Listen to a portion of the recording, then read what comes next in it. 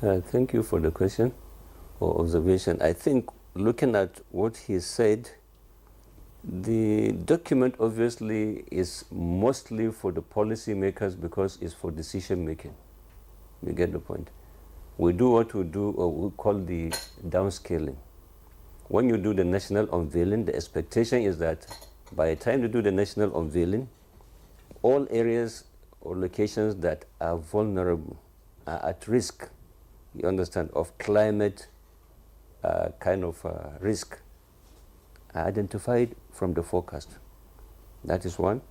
And then it gives states and even local governments, you understand, an idea, yes, I'm going to have so-so and so-so challenge.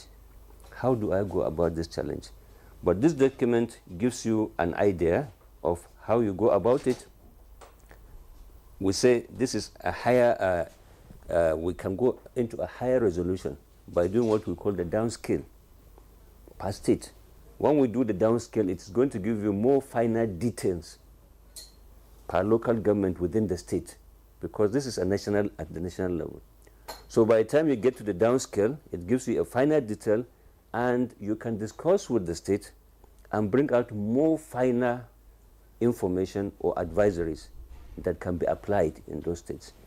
Coming to the issue of predictions, I call a chapter 4, I think. We said that is where we do the evaluation. The evaluation is to give people who are maybe using this document, who used it in 2024, to see how our forecast for 2024 has fared. And that is the evaluation. It tells you the percentage of accuracy of each component we have done, like the onset of the season predicted. It will tell you. An average will be about 80%. That is it. And when you look at the document, it will tell you that. That's why I'm saying talk to the document, because there's a lot of information in the document that we need to look at. Because the document is not meant for the ordinary farmer. It is meant for the policymaker.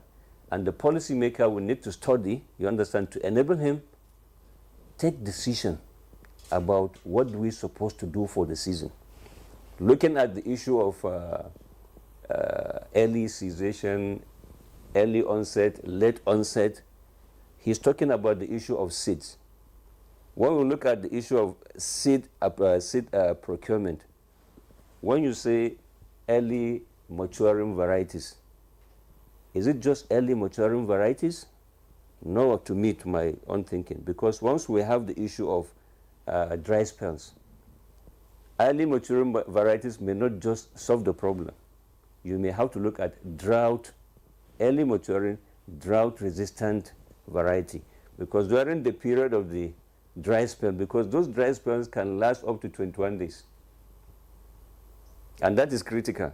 So by the time your crop has established over the period, and suddenly you have the dry spell, it's early maturing, but is it drought resistant? So those are factors, you understand. In the advisories, you advise, okay, early maturing, drought resistant varieties. When we go to the southern part of the country, that's another implication. We have what we call also the little dry season. The little dry season, because the southern part of the country has a kind of a double season. So that little dry season is just a kind of a break that allows them, you understand, naturally. But then, looking at the forecast, the little dry season is also expanding in time. So based on the forecast, I think between 20 to about 40 days interval of the little dry season. And we have incursion of the dry spell into the southern part of the country. When you look at states like Oyo State, Osun State, Ogun, part of Ekiti State, and so on and so forth, will have that implication. So you find that the choice of crop is a key. The choice of variety is another key. You understand? So those are things very critical we'll have to look at. And it is not just an easy thing, because you have to sit with the farmer. You're making reference. Do they impose the kind of seed for you to plant? No, of course. But then the forecast will determine for you what kind of seed do you need. And that is the engagement. There must be engagement the local governments, the state government must engage, you understand, and discuss the document, because for each and every local government in the state, they may have different peculiarities. You seem to be satisfied with producing this and allowing others to take it from there and taking it down. But do you have handicaps in, for instance, producing it in local languages, making it available in soft copies, just so that you aid the trickling down? I will start with you first. You understand, at our own level, you here in NTA, I think NIMET is open. We have a website. Go to our website, www.nimet.gov.ng. All these documents are there. That is one. All the translations are there. We have translation in Hausa. We have translation in Igbo. We have translation in Yoruba. We have Pidgin. All are on the website. And it is meant, you understand, to solve this kind of problem. Because people, that is the concern, because people may not read the English.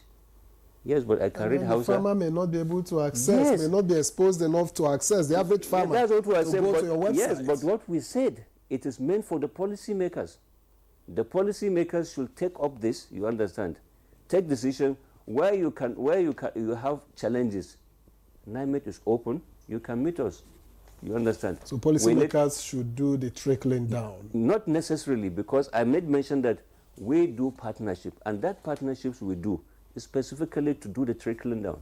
I made mention the early warning for all is to facilitate the trickling down. You understand?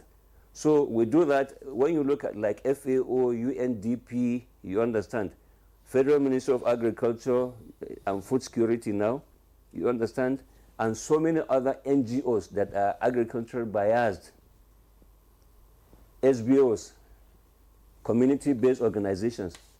We do a lot of programs with them, specifically, you understand, to educate them on the utilization of this document and information entitled in it. All right. Yes. All right, thank you.